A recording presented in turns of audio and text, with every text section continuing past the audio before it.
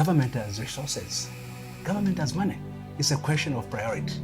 My mothers in the province have cried for far too long. They harvest cassava here and there, but there are no much industries and process that cassava product that we have in Wapula province.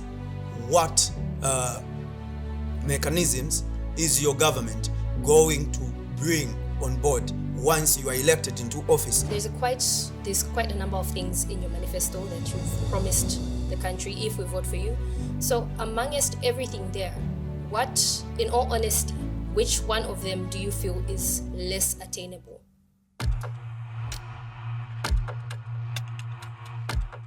Good afternoon.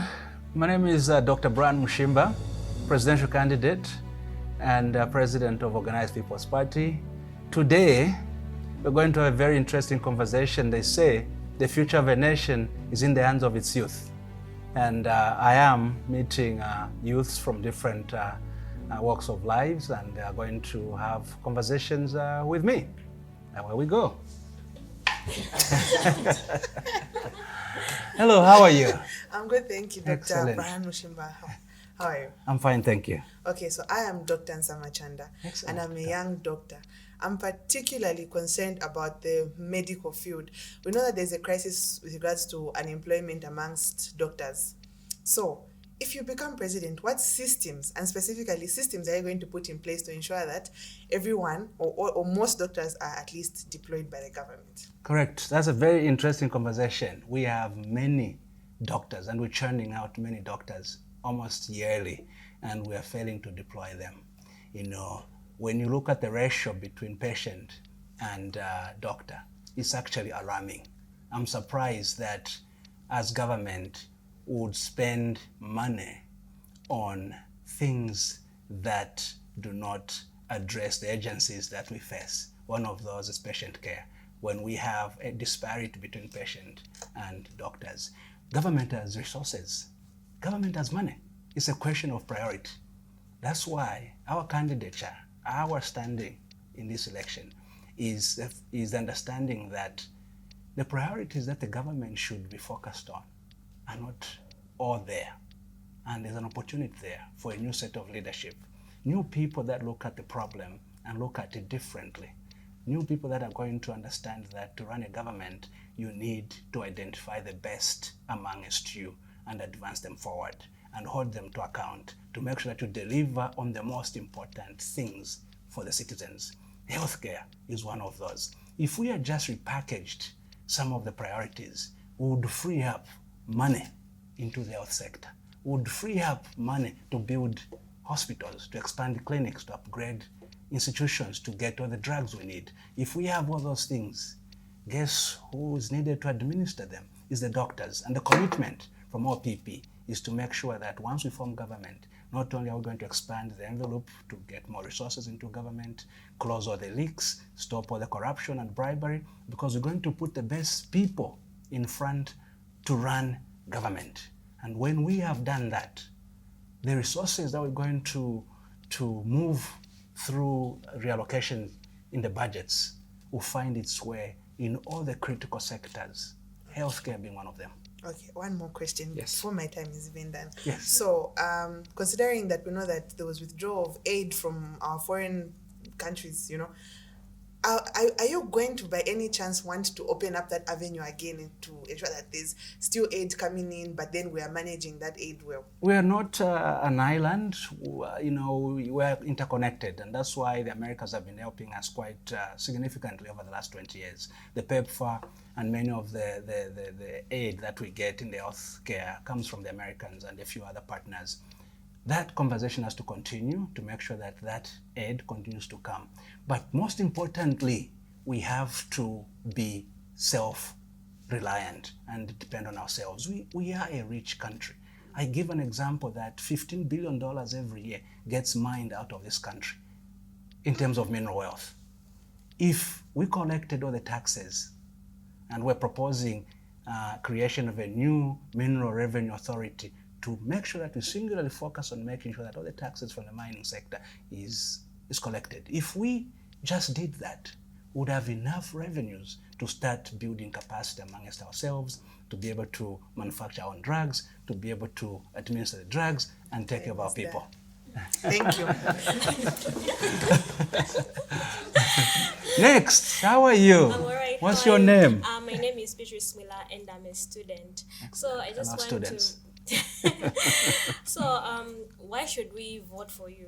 And what are your long-term vision for the next 5 years? The reason that you should consider voting for Dr. Brian Mushimba in this on August 13th is because we're bringing a brand new type of leadership into the country. For 62 years that we've been independent and 7 presidents, we still have systemic problems, sanitation, we don't have clean water, housing shortages, leakages in government, load shedding that we just went through. These are problems that every successive government has struggled to address. The way we address them is to change the mindset, is to do the right foundation with the right material, with the right people that know, that are accountable to the citizens. That's the type of leadership we are offering. It's leadership that is knowledgeable, that is experienced, that has seen how these things work in other countries, and we're bringing those solutions as we form government. It's a systems approach that doesn't address symptoms, but goes to the root cause of the problem so we can permanently fix these concerns and challenges that we face in the country.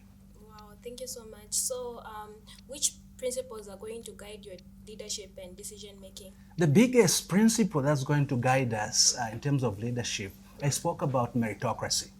We have to advance the best men and women amongst us to lead us in all sectors of government. Secondly, is the leadership code of conduct. We did away with this leadership code of conduct that Kenneth Kaunda had, our first president. I know you're young, but some of us that lived through that, Kenneth Kaunda's ministers were not rich because there was a strict leadership code of conduct that called all of them to behave a certain way when they were entrusted with public resources.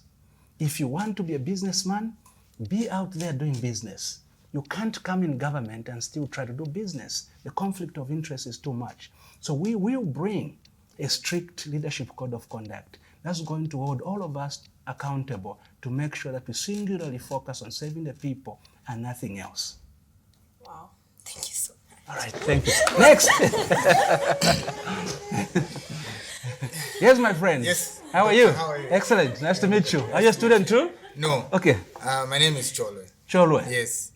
My name is Cholwe Chembe. Cholwe Yes, so Chembe, my yes. questions are on specific standards of living. Yes. Usually the disconnect has been on the macro economic policies that have been put in place. They're not trickling down Correct. to the people on the ground. Right now we're seeing single-digit inflation. We're talking about the kwacha appreciating, but it's not been reflected, on the streets, paper in economy. people's economy, in people's pockets. Right? People are not seeing the benefits. We're talking about meal prices going down, but still other areas are still complaining about people about meal prices. My question now is, what specific economic plans do you have in the next 5 years to improve this disconnect? Correct. It's a big question that you ask, and a big disconnect, by the way. And if you're old enough, you remember that in 2011, we also had a similar situation where the MMD government under Rupia Banda, may he so rest in peace, on paper, the economy was doing well. But people on the ground were not feeling that economy. We've gone through that again. Where the economy on paper inflation is single digit, the foreign reserves are at the highest, all these things government is speaking about, but you go in communities, people are struggling. That disconnect is part of what I spoke about in terms of these systemic challenges and structural constructions that we have in terms of how we've governed ourselves. For our economy to be able to create the jobs that it needs, I spoke to this the other day. There are pockets of areas where day one, when we form government, we'll touch on. And when we touch on those things, we'll start unlocking that economy that people can feel. If I speak about food security is a big issue that for now, people are having 1 meal a day versus the recommended and standard 3 meals a day. If we went into our agricultural revolution where we inject financing, capital, cheap money into all these commodities, maize, cotton, fisheries, cattle. And through our plan that we'll share in the manifesto, you see how we identify people that we capacitate and build capacities around them, give them cheap money, and they start doing these activities. And this is all year long activities because there's mechanization and you've invested in the right systems. We start producing. Those are raw materials that will be producing. You need to process them. When you start processing, those are industries that you're creating. And when you create those industries, because you've invested and put seed money in all these things that you have put seed money in, the employment that you create, the income that people have, they become disposable income. They start spending more money. When they start spending more money, the demand for goods and services go up. When the demand for goods and services go up, there's this phenomenon in economics where if you have services and the demand match, if there is more demand than goods, guess what happens? So when you have that and you have that balance, you realize that the money that people have, they're able to spend. When they're able to spend, business can grow. When business can grow, they employ more people. When they employ more people, the cost of service starts going down everywhere. And people are feeling this economy because they have money. They are working. You've created employment. And because they are working, they can spend. Because they are spending, businesses are growing. Because businesses are growing, the overall picture of costs and services start going down. You start seeing now the price of mini meal coming down. You start seeing the price of commodities coming down. That is what the people want. And that can only be felt when we make the economy work for people. We invest in the right sectors. You put capital there. Government be part of solutions. Because this concept of government should not be in business. It should just create an environment for companies to thrive. Are you telling me a company that is for profit is going to invest in Shangombo where it will take 10 years to get profit? It won't, because they're for profit, right? They have shareholders that want those profits to be given to them. So they will not invest where they can't see a profit fast enough. But don't we have people in Shangombo? We have. Don't they need to eat? Don't they need good roads? Don't they need medicine? Don't they need all those things? That's why government can't be subtracted from the development that is required in every corner of the country. Government needs to invest money in the right places, in right sectors, monitor, allow growth, and everybody is going to feel that effect. It won't be a paper economy anymore. Thank you. Thank you, Dad. All right. Yes, sir. How are you? I'm alright. Good to see you. Nice. My name is Amos Katebe. Yes, A Mr. youth Katebe. from Material Constituents. Oh, yes. I'm a reformed junkie and I am serving as a junk ambassador in my constituency. Congratulations. Exactly. So my question this afternoon is on the security party. We've seen for a couple of years, we've been complaining about the issue of cadalism. Mm-hmm. And this issue is escalating in as much as we might hear other governments saying, no, when we come into office, cadalism will go down, but I feel it's even going more. Yeah, and then we have now the issue of junkies, which is disturbing our day-to-day lives. My question to you is, President Mushimba, when you come into office, what are the policies are your government going to put in place to make sure that we remove this tendency of young boys and girls who call themselves junkies to stay away from the streets, go back to school, and have productive things to do? That's question number one. The second point, apart from me being the anti-junkie ambassador, I also happen to be an artist. I'm a theater practitioner, stage acting, as well as film. What is your government going to put in place? What policies is your government going to put in place to make sure that the art sector is well promoted and we are making resources through the film industry, music industry, as well as these other industries? The third question is, My mothers in Wapla province have cried for far too long. They harvest cassava here and there, but there are no much industries that can come, or there are no much investors, or the government itself cannot come on board and process that cassava product that we have in Wapla province. What mechanisms is your government going to bring on board once you are elected into office to make sure that all these challenges that we are facing are addressed, the issue of poverty that we are talking about is eradicated? Correct. Very, very good questions, Wakatewe. Let me start with where you've ended, your mother in Wapla province. Yes. I spoke about government having to invest in strategic industries. You can't leave running of the country into the private sector hands only. Private sector have one ambition. They want to make profits. Exactly. Government's job is to take care of its people wherever they are. So if we reform our thinking and say government goes back into strategic sectors to help the growth that is required, we can start addressing some of these concerns. In Luapula, there's lots of cassava being grown, but it's being grown at a very small level. And when you grow it at a small level, it's difficult for industry to come and set and process it because it's not enough. Yes. So we need now to scale the growth of cassava and many others by, again, government stepping in. We're committed to setting up regional banks across every one of our provinces. Those regional banks are going to singularly focus on giving capital and money to these farmers that will be identified to grow certain commodities. If we grow enough cassava, there's nothing that stops us from processing that cassava in many of its components, including ethanol and many other offshoots thereof. When we do that at that level of scale, not only can we satisfy our needs, we can also export into export markets, start earning foreign reserves. So that's what our government is going to do, is to make sure that we put money where money is required, and when we put money where money is required, people can access this money.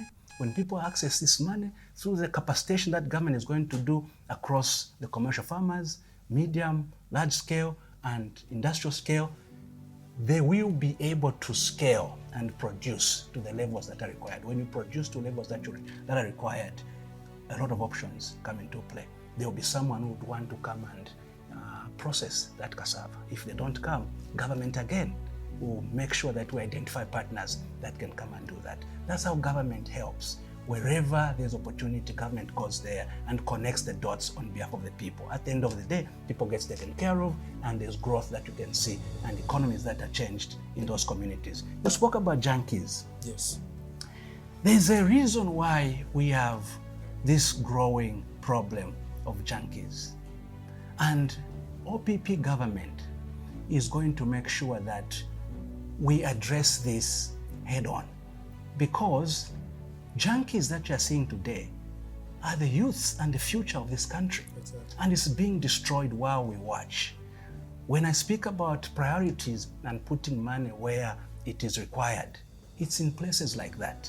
You start interventions so that these people do not become junkies. There are many things that we can do when they are leading up to being a junkie, so that we remove the conditions that make them being junkies. Provide access to education, provide access to entertainment, that is healthy. Provide access to productive use of their time through sport and many other things.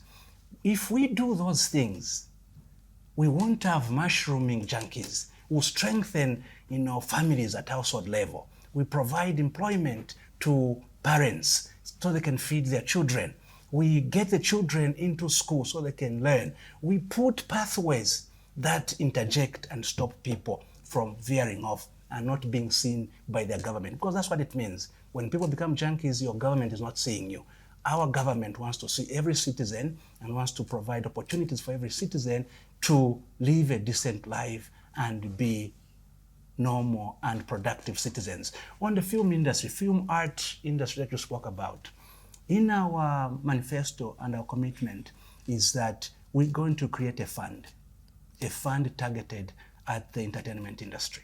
And this fund makes sure that we identify, we harness, we promote, we finance this industry and make it explode. We want films out Sorry of to cut you Zambia short, to be President. seen in Europe. Thank you.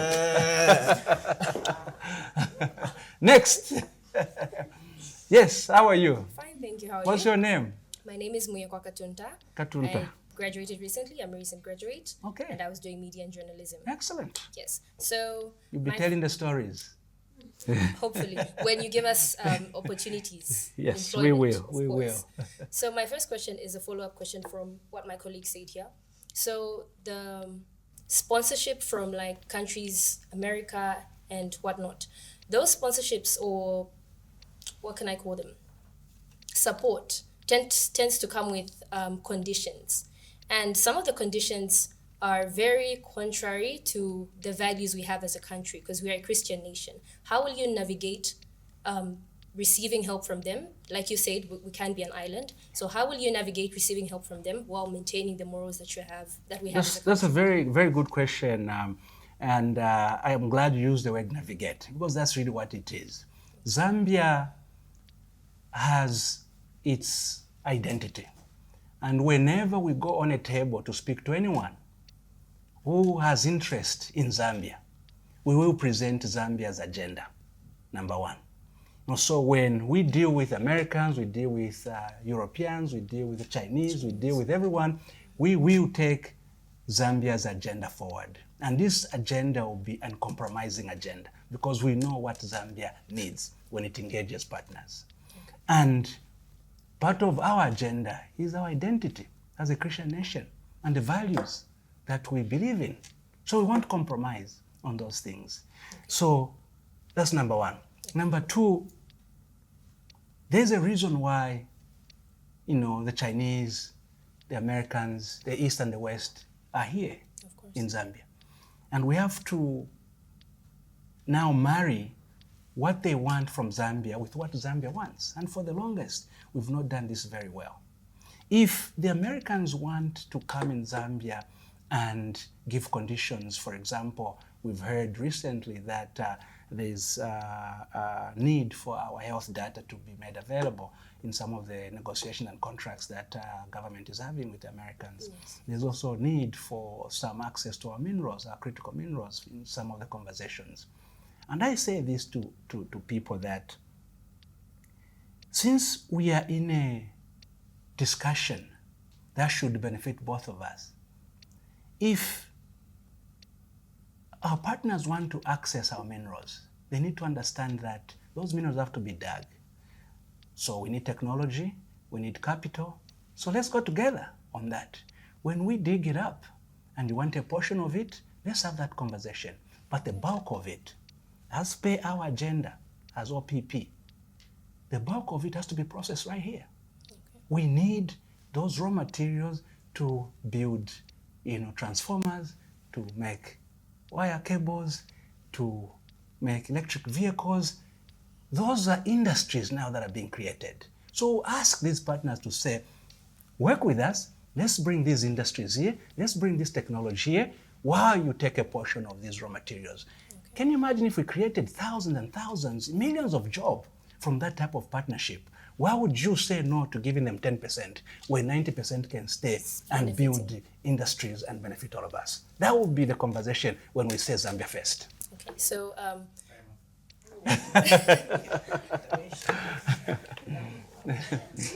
yes, how are you? Fine, how are you? I'm fine, thank you. We are talking to Esther Chiumba, all the way from Chivombo district. Chivombo, excellent. It's not far from here. You're a student or you've also graduated? No, actually, I'm just in grade 12. Oh, okay. 2020, but I'm actually an entrepreneur. Okay. I own a salon. Excellent. Congratulations. So the thing is, there are a lot of people in 10 miles, a lot of junkies. And the way my brother has said, a lot of junkies, there are people who are not working because there are no shops. People haven't been to school like a lot. I don't know if you're going to continue this thing of free education policy and not the free education alone, and skill. Mm-hmm. I meant to say skill. Mm-hmm. Yes. Skill development, yeah. Yeah, skill development. Are you going to continue? Are you going to take part? As in, is it going to continue? That's an absolute necessity that for a knowledge-based economy that we're going to have, if we talk about industries we're about to create, these industries are going to need technicians, they're going to need engineers, they're going to need accountants, they're going to need all manner of skills. So talking about priorities that I spoke about, one of those priorities is investment in the right type of education at every level, wherever our people are. And this education has to be made available to every citizen. It will be mandatory for citizens to have a skill so that they can participate and utilize that skill to earn a living. So free education up to grade 12 may be good, it's not good enough. At grade 12, you don't have skills. We need this to continue in tertiary institutions, in technical colleges, in universities, and other internship opportunities through industry to make sure that not only are we educating people to read and write, we are giving them the right skills to participate gainfully in their own economy. And our commitment as OPP is not only are we going to continue free education, we will expand it and we will improve on it to make sure that it is relevant, it's of high quality, and it produces very brilliant outcomes for citizens that can own this economy. Because the biggest agenda that we have as the Organised People's Party, the reason we are running, is to make sure that this economy, once and for all, can be transitioned into the hands of citizens. Okay, so are you going There is no country that has prospered when its economy was in the hands of foreigners like we are. If you go anywhere, the ShopRites, the Pick and Pays, these are not Zambian owned. You go to the mines.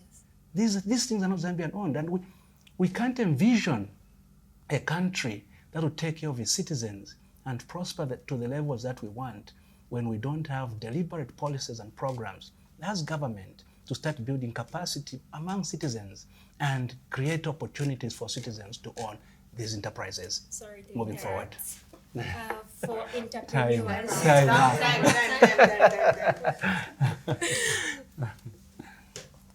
Hello there. Hi. How are you? Fine, how are you? Fine, thank you. My name is Hatsness Sakara, and I'm a student. My main concern is on corruption. Earlier you said when she asked a question about Zambia being receiving billions per year. So the issue of corruption, it has been ongoing for many years. So when you come in power, what systems are you going to put in place to stop corruption? Because I feel like corruption is the main reason why it's very difficult for people mostly to trust government, I can say. Yes. And just It's a cancer. It's a cancer that we must cure, this corruption. And it's so bad that the bulk of our challenges that we face as a country is because of the leakages through corruption. If that money was put to good use, we may address issues of lack of drugs in hospitals. We may address issues of junkies that we spoke about. We may address issues of expanding the envelope to allow people to go to tertiary education. I was very saddened when I found out when I became Minister of Higher Education that only about 20% of grade 12s proceeded to tertiary education in this country. Essentially 80% of grade 12s don't proceed to tertiary institution. If we stopped the corruption that has been very systemic in our successive governments, would be able to address these issues. So what would be our plan to end corruption? I spoke about the type of leadership that will be advancing as the Organised People's Party. It's leadership that is not only qualified, but it's leadership that has a level of integrity that can be ascertained from what they've done in their background. We are going to identify the type of leaders across the country that will give the absolute best leadership this country has ever wanted. What we are asking for is meritocracy in advancing these leaders.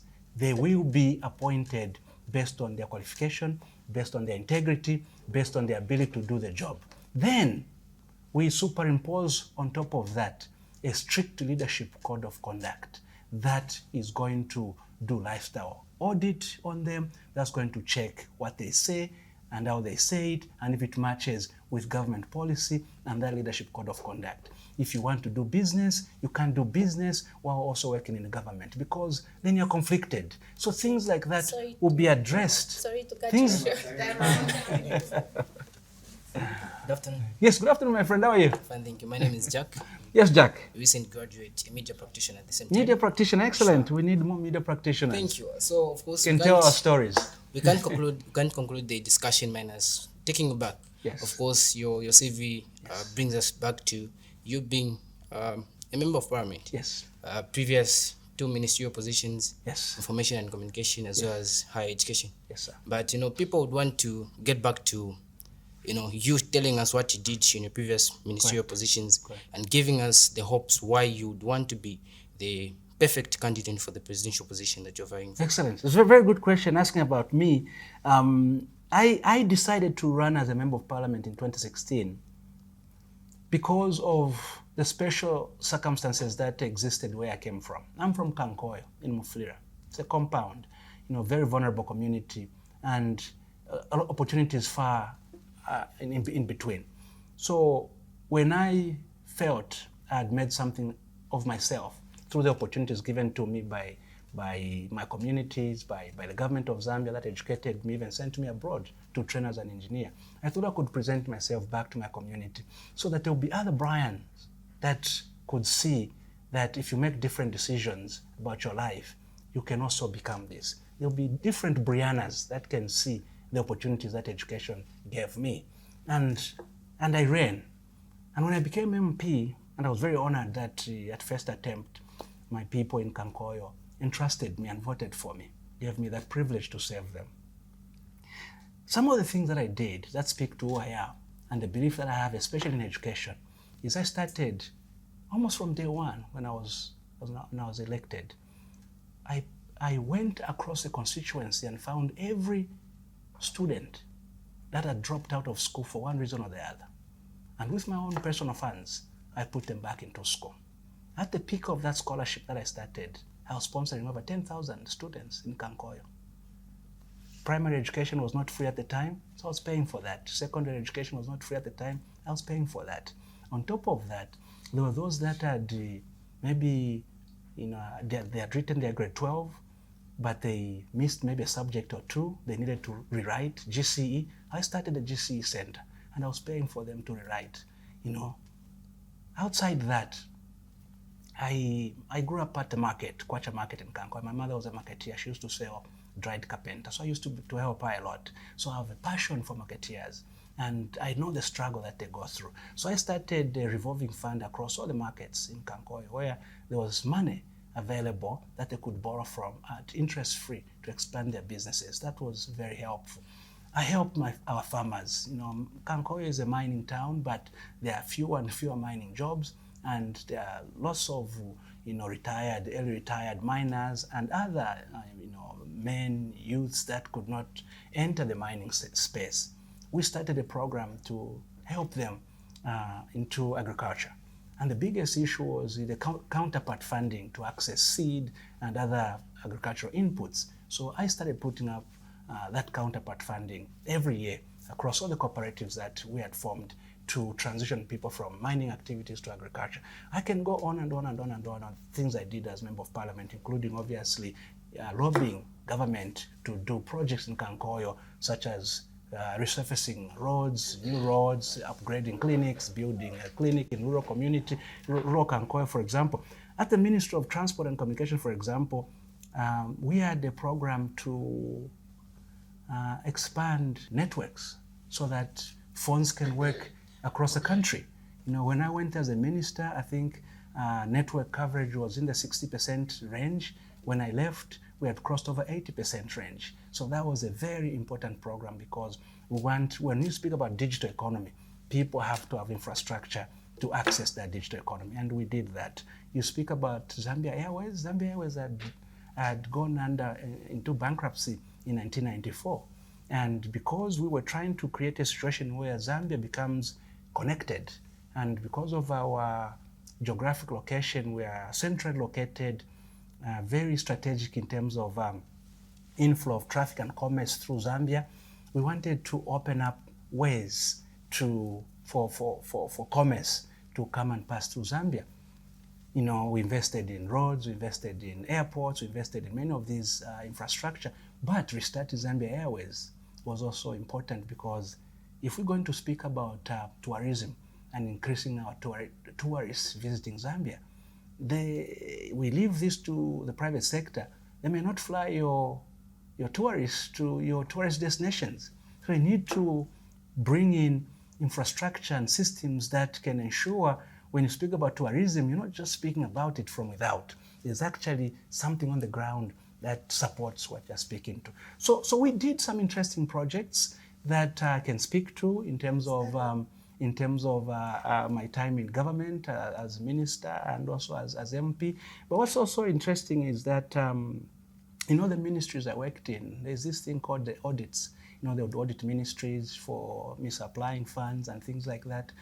They didn't find any misapplied funds in my ministries, because I had one rule when I was a minister to say, this money is government money, is people's money. When we spend it, we have to be prudent. When you officers and technocrats in the ministry bring anything to me to sign and approve, make sure that you give me information that I can review. And when I make a decision on the information you give me, anyone who's objective and sees the same information will make the same decision. Thank you. Oh, he's back. Surely, right? Yes, Dr. Mushimba. Yes. Yes, so quickly, my question is around constitutional restoration. Correct. I think that's an agenda of the OPP, yes, right? Yes, it is. Yes, so what constitutional provisions do you specifically want to amend? First question. Secondly, ministerial appointments. Correct. Do you feel the current structure of appointing MPs is better than appointing people on merit? We have business leaders that are capable, that can take up these ministerial positions and drive, these economies further. Good question. Lastly, also, we're talking about your involvement in ministries, right? Would you want to limit presidential power as you are amending the constitution, and would you feel like that will restrict your authority as president? Excellent. Very, very good question. Very good question. Firstly, the question on amending the constitution. It is actually wrong for the executive to be championing amending constitution. The constitution is a sacred document. It belongs to the people. And until 1969, it belonged to the people. In 1969, through a referendum, Kenneth Kaunda's government transitioned the ownership of the constitution and put it in parliament. And parliament is 156 people, last we checked. That can be bought and manipulated. We saw what happened with Bill 7. If that constitution belonged to the people and was with the people and could only be changed via a referendum where 85% of the vote was required among citizens 16 years and over, I don't think Bill 7 would have passed. So we need to take this constitution back to the people. And OPP is guaranteing that when we form government, we will recognize the fact that the constitution is sacred, is too important, and it belongs to the people, and will send it to the people. If it needs to be changed, the people will say it needs to be changed, and how it needs to be changed, and they organize themselves in a way to change it. Speaking to my views on ministerial positions and appointments, I agree with you. I think Parliament is too small a sample space to get the best brains amongst us to lead us in terms of government positions. And I would support transitioning that clause that appoints ministers from Parliament to extend it outside Parliament so that we get the best amongst us, experts in their fields, to come and be experts in that corner, in that field in government, so that we can get the best results and not restrict our appointments just from a few in Parliament. Presidential power. Good question. Part of our reason to run and what we're advancing, and when we say we're different from these others, is the recognition that currently the president is too powerful in Zambia. In fact, did you know that cabinet is president plus one, which means government can be run by the president and another person who the president likes, and they'll make decisions about Zambia, just the two of them. That is too much power and influence in two people when we are 22 million citizens. So I agree with you that part of our promise and commitment as the Organized People's Party government, when we form government, is to devolve powers out of the presidency into government institutions and agencies and make them independent and make them strong so that they can do oversight on everyone, including the executive. Yeah. One question. Okay. Yes, welcome back. Thank you. This one is to you concerning your manifesto. So there's quite a number of things in your manifesto that you've promised the country if we vote for you. So amongst everything there, what, in all honesty, which one of them do you feel is less attainable?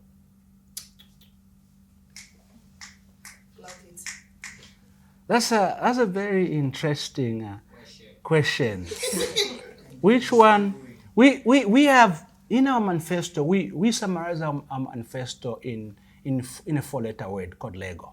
L stands for leadership. We're promoting leadership that is accountable, that is responsive, leadership that is appointed based on merit, leadership that's going to be audited in terms of performance, and that's going to work under a strict leadership code of conduct to change how we govern ourselves. E stands for economy. We want to increase participation of citizens in our economy. G stands for good governance. We need to govern ourselves in a fair and equitable manner. We don't need to know your name to receive justice. We don't need police that are going to be sent after people because they don't like what they say against government. We want a free and fair society, good government, good laws, and the constitution that is given back to the people because they are the rightful owners. Then O is ownership. Okay. Ownership, we're speaking about the making capital available so that citizens start owning their own economy. Making sure that government participates in strategic sectors to grow jobs, to grow economy. If you look at China, the bulk of their industry, the bulk of their companies that participate in their economy are state-owned, including those that have come here. Look at Avic, it's a state-owned company. So why shouldn't Zambia once more have its own companies that are backed by government doing the strategic things that are required? So among those things, which one would we say is less attainable? I would say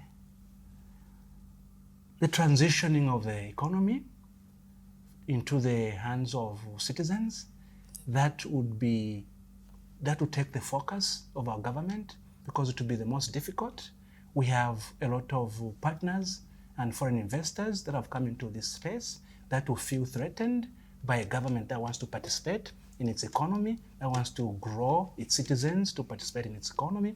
But the assurance from government is there's large enough space for government to participate while the private sector continues what they've been doing. What we just don't want is for the private sector to be left alone and government tries to regulate and think that will get us where we need, if that will create the jobs we need. But that, I think, would probably be the largest task that we'll be faced with, because leadership, we have experts in this country. This country has PhDs, doctors, professors, name almost every specialization. Kenneth Kaunda sent a lot of people abroad. The University of Zambia is churning a lot of people, colleges and other tertiary institutions. So we have the manpower to run a good government, and we'll find them. If you speak about governance, it's just a question of us telling ourselves we cannot discriminate amongst ourselves for one reason or the other. Let's give ourselves laws that are going to protect all of us and make sure we live freely and happily in our own society. So I think government, economy, and transitioning economy would be the most difficult, but we are committed and we'll put the best brains on this to make sure that it's done in the time that we think it can get done. What difference are you going to make if you're elected? The difference we're going to make is we are committing to a prosperous Zambia within our lifetime. That is a big commitment. You know, first world infrastructure, clean running water, you know, housing addressed. We have housing deficit. It's addressed. Our economy is revived and running and creating jobs, good paying jobs. You know, people can get married in dignity because they have an income, and there's job security to last them their working career. You know, with leadership that is listening to people and strict leadership code of conduct. We commit ourselves to turning this country and addressing all its systemic problems so that this country can have first world infrastructure and people can live happily with all the basic needs of food, clean water, energy, you know, and good paying jobs addressed. Thank you very much. So that was a very interesting conversation with youths from different walks.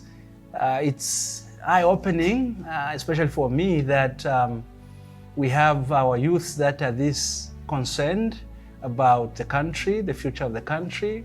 They've asked very relevant questions that ordinarily you would not assign to them. It speaks volumes about the type of youth that we have, how they want to be governed, what they want their government to do, and our commitment as the Organised People's Party, and why we are advancing our ticket and why we are asking for your vote on August 13th, 2026, is to ensure that we start addressing the root cause of our problems that we have faced for the last 62 years and 7 presidents that have come and gone. We want to make sure that we build this country one block at a time, one brick at a time, with the right materials, by those that know, and a team that is accountable to the people. If we can do that, certainly we're going to see a prosperous Zambia that works for everyone. And that's our commitment, that our government will deliver that Zambia for everyone. Thank you. chirangaripa nati kwena mapresident umonga ngakwakati jansi yakulenda venango awo ngamwiva padichi